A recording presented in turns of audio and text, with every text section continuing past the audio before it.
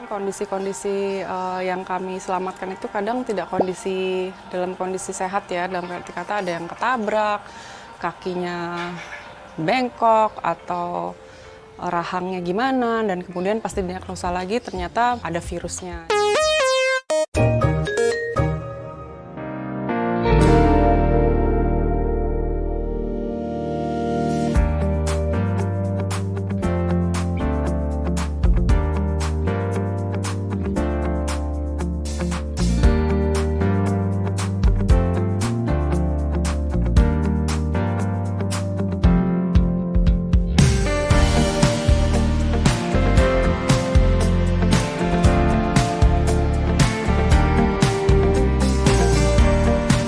Sahabat Daai, nah biasanya nih banyak banget ya kita temuin tuh ada abul-anabul liar nih berkeliaran di jalanan, di komplek-komplek rumah, baik yang sehat maupun yang kadang mereka juga keterbatasan secara fisik ya, ada yang mengalami cacat dan kurang diperhatikan, susah mencari makan, bahkan dalam kondisi yang kadang banyak yang sakit gitu. Tapi di tempat ini ada satu sosok nih, namanya Kak Davina. Dia merescue hewan-hewan liar tersebut yang tidak berdaya untuk dirawat, diperhatikan, bahkan disembuhkan nih kalau ada yang sakit di tempat ini. Penasaran nggak kayak gimana tempatnya? Yuk langsung aja, let's go!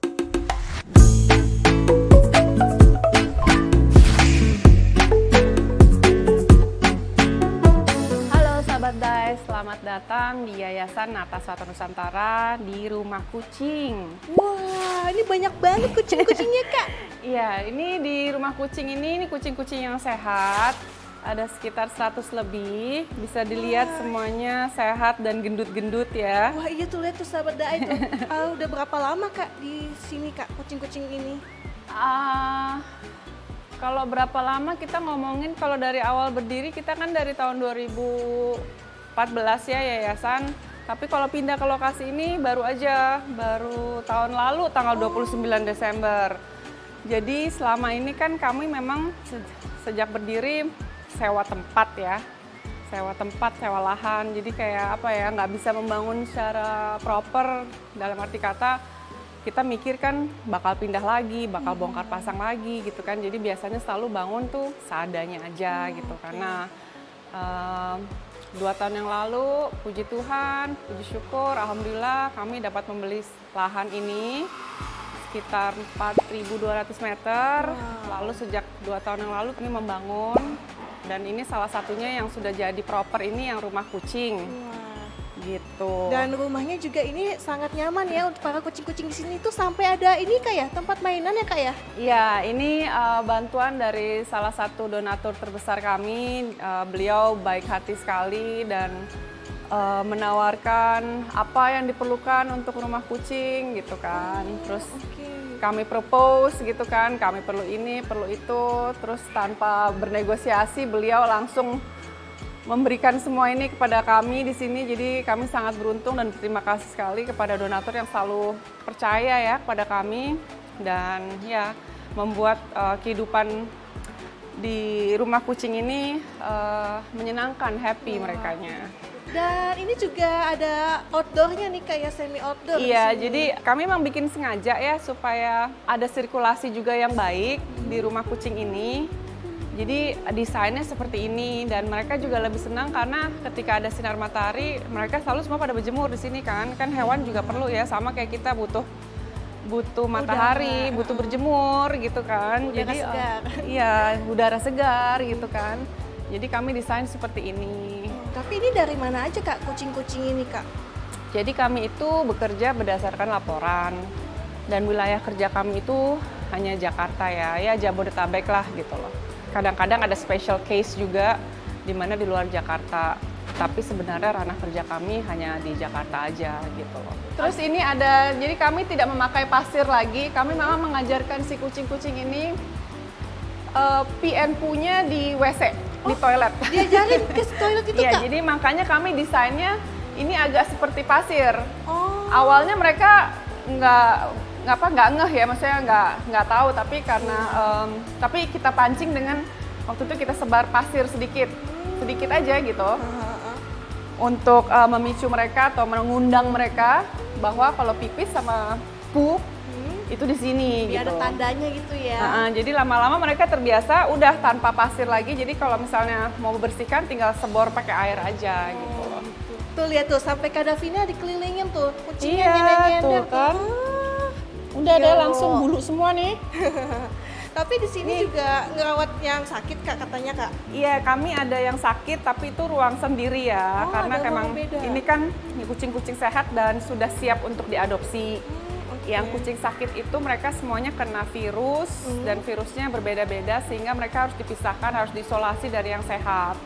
Tapi kalau kucing-kucing di sini berarti semua disteril Kak. Itu udah SOP ya, udah memang wajib harus disteril gitu. Jadi tidak ada beranak pinak di sini dan mereka juga lebih sehat dan mereka tidak agresif gitu kan. Tidak ada panggilan alam lah buat mereka kan. Iya. Nggak ada energi birahi. Karena itu juga penting sebenarnya Kak ya, steril itu. Dan makanya Mira semuanya anteng-anteng di sini nih. Meredam populasi ya gitu loh. Dan memang kita kalau di shelter memang tidak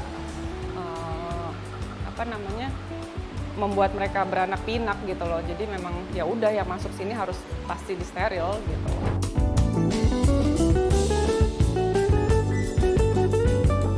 Jadi sahabat Dai, tadi kan kita sudah lihat ruangan atau rumah kucing sehat. Nah yang ini khusus untuk kucing-kucing yang sakit. Di ruangan sini ada ruang virus flu ya. Jadi kucing-kucing yang flu ini ada di sini. Mereka tidak bisa digabungkan dengan yang sehat ataupun yang berpenyakit lain. Biar nggak nular ya Kak ya. Iya, terus di sini ruang virus FIP. Ini juga menular. Ini ada dokternya sendiri Kak. Ya, jadi kami memang harus ada in-house vet ya, karena untuk mengontrol kondisi hewan-hewan yang kami rawat di sini, yang sakit terus diperhatikan gitu kan, obatnya atau penanganan lain, vitamin segala macam. Yang tidak sehat pun terus terpantau ya, maksudnya tidak harus kami selalu harus keluar gitu loh ke klinik hewan karena lokasi kami kan cukup jauh juga ya. Itu juga cut cost buat kami, biayanya itu habisnya di operasional, salah satunya itu di biaya klinik. Dan dengan mempunyai in-house vet itu sangat terbantukan ya gitu loh dalam hal biaya. Jadi nggak hanya menyediakan rumah bagi para makhluk hidup di sini, tapi juga untuk kesehatannya juga diperhatikan. Kondisi terparah apa sih yang pernah ditemuin dari kucing yang pernah di rescue? Iya, jadi ada setelah kami rescue, setelah diperiksa dan didiagnosa ada yang mengidap kanker. Terus kan kondisi-kondisi yang kami selamatkan itu kadang tidak dalam kondisi sehat ya, dalam arti kata ada yang ketabrak, kakinya bengkok atau rahangnya gimana, dan kemudian pasti diagnosa lagi ternyata ada virusnya. Jadi ketika mereka mau dioperasi atau mau ditindaklanjuti lebih lanjut lagi, itu tidak bisa karena mereka kondisinya lemah dengan adanya virus ini gitu. Jadi mereka tetap di sini. Banyak yang sebenarnya udah sehat juga, tapi karena virusnya itu sifatnya carrier ya, jadi makanya tetap tidak bisa disatukan sama yang lain gitu loh. Karena kan menular. Ya mereka sih kondisinya tetap sehat gitu loh. Tetap maksudnya ada yang cacat ya, maksudnya buta, ada yang mungkin pincang gitu, tapi fisiknya sehat gitu. Tapi tetap tidak bisa dicampur dengan yang benar-benar sehat gitu loh. Katanya ini makanannya juga diperhatikan ya kayak sampai disiapin khusus ya? Kami nggak cuma pengen cepet aja, terus makannya hanya makanan kering dan kaleng aja. Meskipun ada itu, tapi itu kombinasi ya gitu loh. Maksudnya untuk variasi gitu.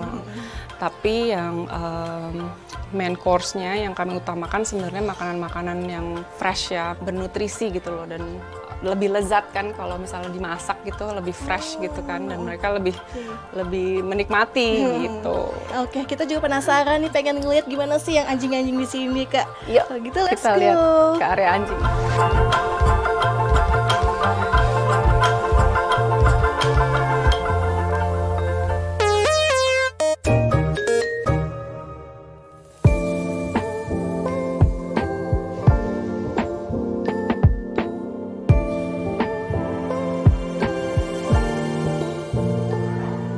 Sahabat Day, sekarang saya lagi berada di area anjing. Nah, untuk yang area sini nih ada 6 kandang ya. 1, 2, 3, 4, 5, 6. Kandang ini memang diperuntukkan untuk anjing-anjing yang belum disatukan di sebelah sana. Sebenarnya nanti kami akan ada ruang karantina sendiri. Sebenarnya ruangan ini memang diperuntukkan untuk anjing yang tidak bisa disatukan ke ruangan bersama sini, gitu loh. Tapi karena ruang karantina belum jadi ini ruangan ini dipakai untuk fungsi itu dulu. Oh, jadi sebelum nantinya disteril, Jadi ini ada puppies. Ya, mereka ini kan untuk disatukan ke ruangan yang sebelah sini harus disteril dulu. Sekarang belum waktunya disteril, lagi nunggu. Gitu. Jadi mereka dipisahkan dulu.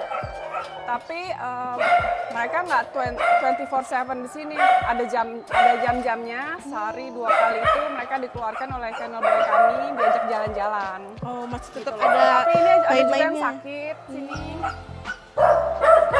Anjing-anjing tua. Oh iya, ini matanya ya.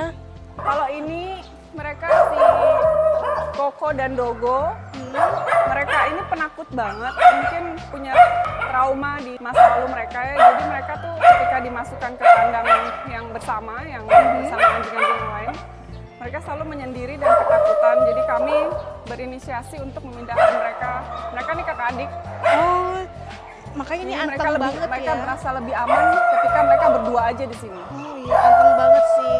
Ini ada Daisy, anjing German Shepherd, tapi memang kondisinya itu dia karena umurnya juga sudah tua, dia susah untuk disembuhin ya. Berapa tahun ini Kak? Ada penyakit kulit juga. Kita nggak tahu sih, Rescue udah tua, tapi mungkin sekitar lebih di atas 10 kali ya. Oh, oke. Oke, jadi Daisy ini punya kelainan hormon. Kami juga sudah bawa pulang pergi ke dokter hewan, sudah diobati, tapi ya kondisinya masih seperti ini gitu loh. Dan dia juga rutin dikeluarkan ya sehari 2 kali. Kadang nggak pakai leash karena dia kalem. Kalau di luar kalem, nggak begajulan kan. Iya. Ini papis-papis yang tadi juga saudaraan. Jadi antara jantan sama betina tadi saya minta pisahkan dulu. Karena juga Gitu. belum disteril ya. Nanti sebentar lagi mau steril. Lalu ini juga ada yang baru rescue.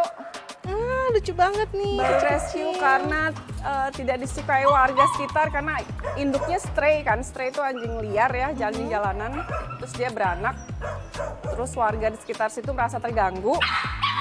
Jadi waktu itu diamankan oleh oma. Terus menghubungi kami untuk minta pertolongan ya, menampung sementara karena ternyata sudah ada yang mau adopt untuk anak-anaknya mereka nih 3.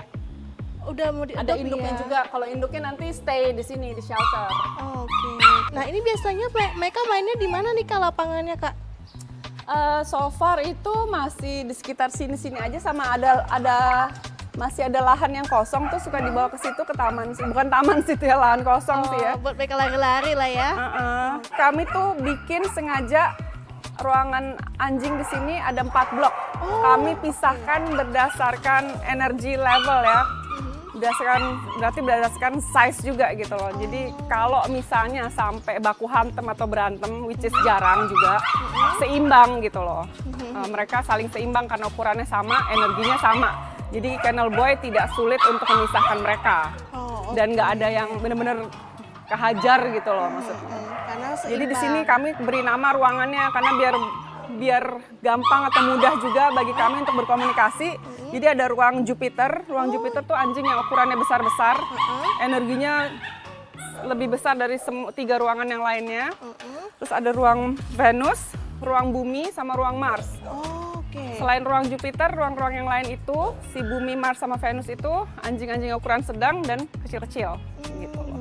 Kecil banget sih nggak, tapi ya dibanding yang ruang Jupiter kecil-kecil. Kalau gitu kita lihat yuk Kak, penasaran nih. Let's go. Let's go.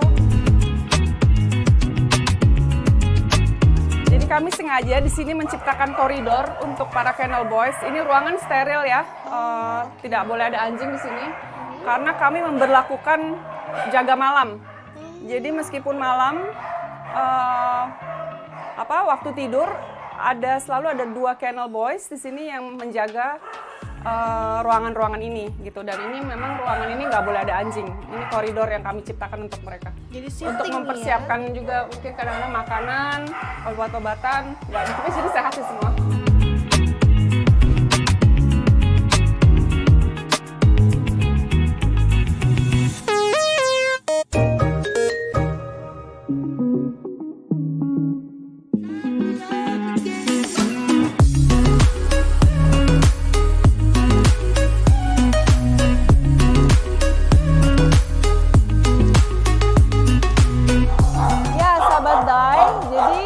Sedang berada di salah satu ruangan Jupiter. Wah, ini ruangan yang paling besar di mana yang berpenghuni di sini anjing-anjing ukuran besar dan punya energi level yang banyak ya, yang besar juga. Wah, ini ukurannya bisa berapa kilo nih, Kak? Berapa nih, pasti banyak kan dia 15-20 ke atas lah. Oh, oke. Ini juga campur-campur ya ras-ras di sini ya. Iya, jadi kebanyakan anjing kampung, tapi ada juga ras, kebetulan ada si Cyber nih, anjing husky. Oh, oke. Jadi tiap ruangan antara 25 sampai 30 ya. Oh, tapi meskipun udah dewasa nih masih pada aktif-aktif ya di sini ya. Banget, pada bandel semuanya. oke. Nyari kegiatan, jadinya is either mereka main sendiri atau ngisengin yang lain. Kalau di sini perawatan anjingnya itu seperti apa itu, Kak? Perawatan anjingnya itu biasanya potong kuku pasti ya. Terusnya ada mandi pasti, digilir. Jadi sehari tuh mungkin ada 10 anjing dimandiin gitu kan, dibagi-bagi sih. Tapi memang rutin anjing dimandiin, jadi nggak lengket dan nggak bau gitu. Iya sayang, ini juga bersih nih. Ini bersih anak mama. Ini bersih banget ini. Habis mandi nih. Mandi terakhir kapan ini? Coba tanya Kang Dedi, kapan terakhir mandi? Tapi Kak Davina sendiri kalau di rumah punya peliharaan apa, Kak? Aku sendiri ada anjing 3. Terus kebetulan karena aku rutin suka kasih makan kucing di area rumah aku, kucing-kucing jalanan di rumah aku, yang sebagian juga yang sudah bisa ketangkep itu aku steril ya. Dan ada beberapa yang suka ngetem di rumahku, jadi ada kucing juga beberapa di rumahku, ada 3-5 yang selalu ngetem. Soalnya mereka udah terbiasa kan, aku kasih makan pagi dan sore. Tapi kalau yang di dalam rumah tuh anjing 3 gitu. Oke. Oh ya, tadi balik lagi selain perawatan kuku digunting, mandi, bersihin kuping juga ya, belek ya, kayak ngerawat anak kecil gimana sih? Ngerawat anak-anak di sini nih ya. Dan mereka selamanya anak-anak kan, jadi emang harus dirawat. Tapi di sini banyak fasilitas ya, kayak ada apa aja sih, Kak? Jadi kami sejalannya dengan, maksudnya selama kami berproses ya, kan kami sudah 10 tahun lebih, kami menyadari ketika kami merescue, ketika kami beroperasi itu kita membutuhkan ruang ini, membutuhkan ruang itu. Jadi ketika kami punya tempat sendiri, kami bangun dengan keinginan ada fasilitas-fasilitas itu. Salah satunya kami ada ruang grooming, Oke. lalu ada storage juga ya untuk menyimpan food supply. Terusnya ada ruang terapi juga. Oh, ruang terapi. Ruang terapi itu kami buat untuk anjing-anjing yang kalau ada anjing cacat, nanti akan ada treadmill biasa dan treadmill air. Terus nanti kalau ada jadwal akupuntur bisa di situ. Oh, gitu. sampai ada akupuntur ya. Terus ada apa ya? Nantinya kami kan masih terus dalam masih terus pembangunan. Nantinya kami ingin punya rumah yayasan atau kantor di mana di situ nanti ada klinik juga. Jadi dokter bisa beroperasi dengan lebih leluasa di situ. Terus nanti pingin kami buat ini play park. Oh ya. Pingin kita bikin nanti di sini karena nih anjing-anjing ini kan sebenarnya juga suka menyentuh tanah ya dan makan rumput. Nanti kami akan ruangan area itu sebagian tanah, rumput. Jadi di mana mereka bisa lebih natural lah ininya, bukan konkret gini ya gitu loh. Oke. Nah, ini kan Kak Davina sayang banget nih ya sama anabul-anabul di sini. Kenapa sih Kak awal pertama mulanya nih mau mendirikan Satwa Nusantara? Yes, Sebenarnya berawal dari, maksudnya akarnya tuh mungkin kan emang aku dari kecil memang sudah penyayang, pecinta hewan ya. Dari kecil pun aku udah piara anjing gitu kan. Terus emang aku punya empati yang besar terhadap mereka. Dan as I grew up with them, aku juga menyadari dan bisa belajar banyak dari mereka dan mengetahui bahwa manusia itu bukan satu-satunya yang punya perasaan, punya pikiran dan karakter gitu loh. Mereka juga seperti itu gitu, dan mereka juga apa ya, mempunyai karsa maksudnya mempunyai kehendak ya, kehendak untuk hidup nyaman, kehendak hidup aman, terus hidup bahagia sama seperti kita gitu loh. Lalu along the way ya I guess the universe apa ya, maksudnya semuanya menuntun saya ke jalan di mana saya ingin lebih serius lagi untuk menolong mereka. Jadi saya dipertemukan dengan teman-teman yang apa ya, synergize ya bersama saya, ingin menolong mereka. Akhirnya kami mendirikan yayasan agar kami juga jalannya benar ya, teratur gitu kan, maksudnya karena kami ingin menjalankan yayasan ini dengan baik gitu dan dengan benar sesuai koridornya. Jadi makanya kita buat yayasan gitu. Kan ini hewan kan nggak bisa berbicara ya. Ketika sakit, ketika lapar, ketika disakiti. Terus saya paling nggak tega ngelihat hewan yang disakiti gitu loh. Jadi ya mungkin bisa dibilang juga saya lebih apa ya? Maksudnya gini. Mungkin emang purpose saya, memang tugas saya di bumi ini diberikan oleh Maha Kuasa untuk menolong mereka yang tidak bisa bersuara gitu. Ini hewan-hewan ini gitu.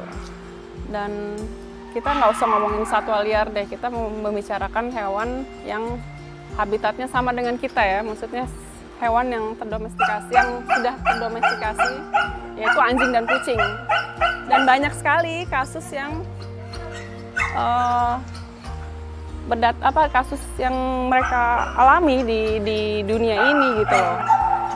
Jadi kalau bukan manusia yang menolong, siapa lagi? Dan bukankah kita seharusnya sebagai manusia yang mempunyai mempunyai kelebihan untuk berbicara, untuk berpikir, itu adalah kewajiban kita untuk menolong yang lemah gitu. Jadi emang udah panggilan hati saya, di mana saya selalu ingin menolong hewan-hewan.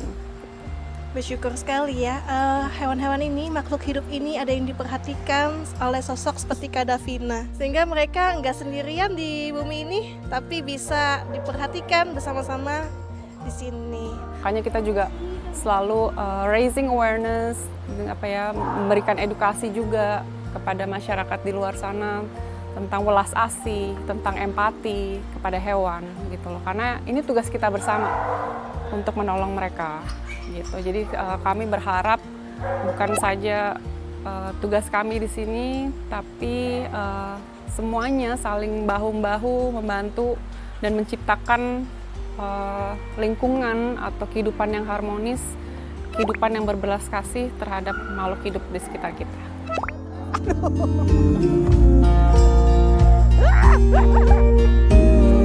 Oke Kak Davina, nggak terasa 30 menit kita udah diajak jalan-jalan nih di sini. Wah, terima kasih banyak untuk pelajarannya ya.